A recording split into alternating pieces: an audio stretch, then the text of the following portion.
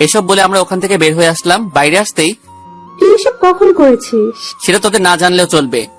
ভাই আজকে তুই আমাদের বাঁচালি। ভাই তুই একটা জিনিস, তোকে যত দেখছি তত অবাক হচ্ছে। এসব বলা বলি করছি, তখন সামিয়া আমার সামনে এসে বলল, কাজটা তুই ঠিক করলি না, তোর জন্য আমি অপমানিত হয়েছি, তোকে এর শাস্তি পেতে হবে। আমি কিছু না বলে শুধু একটা হাসি দেই, যার কারণে ও আরো বেশি রাগ করে সামনে থেকে হন করে চলে গেল। ভাই আজকে আর ক্লাস করবো না, বাসায় চলে যাব। ঠিক আছে, সাবধানে যাস। ওদের থেকে বিদায় নিয়ে বাসায় চলে আসি। এসে ফ্রেশ হয়ে খাবার খেয়ে ঘুমায় পড়লাম। বিকেলে ঘুম থেকে উঠে একটু বাইরে থেকে ঘুরে এসে পড়া শেষ করে খাবার খেয়ে খানিকক্ষণ ফেসবুকিং করে শুয়ে পড়লাম।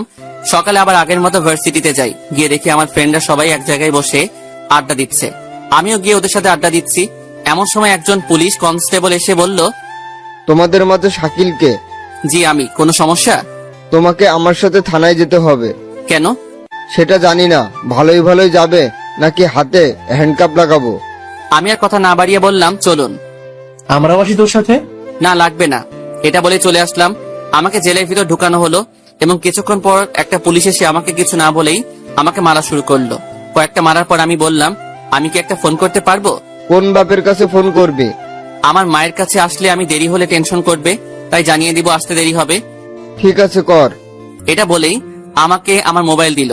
আমি 2 মিনিট কথা বললাম, আর ঠিক 10 মিনিট পরে সামিয়ার বাবা হাজির। এসে আমাকে বলল, বাবা আমাকে মাফ করে দাও, আমার চাকরিটা কিছু করো না, তাহলে আমি রাস্তায় বসে যাব। স্যার আপনি এসব কি বলছেন? তুমি কথা বলো না বাবা, তুমি আমাকে মাফ করে দাও। ঠিক আছে, আপনার মেয়েকে বলবেন যেন আমার পেছনে না লাগে, আর আমার পরিচয় বলবেন না। বাবা আমি ওকে বলে দিব, আসলে ছোটবেলা থেকেই ওকে বেশি আদর করার জন্যই এরকম হয়ে গেছে। আমি ওখান থেকে চলে আসার পর পুলিশটি বলল, স্যার ছেলেটাকে? তো কিছু জানতে হবে না, শুধু এটা জেনে রাখো অনেক বড় ঝড় থেকে বেঁচে গেলে। আমি ওখান থেকে বাসায় চলে আসলাম। পরের দিন ভার্সিটি যাই। গেট দিয়ে ঢুকতেই সবাই আমার দিকে হা করে তাকিয়ে আছে, সবাই যেন ভূত দেখছে। আমি ব্যাপারটা লক্ষ্য করেও কিছু না বলে ফ্রেন্ডদের কাছে চলে যাই। ওদের কাছে যেতেই রাকিব বলল, ভাই তুই ঠিক আছিস তো?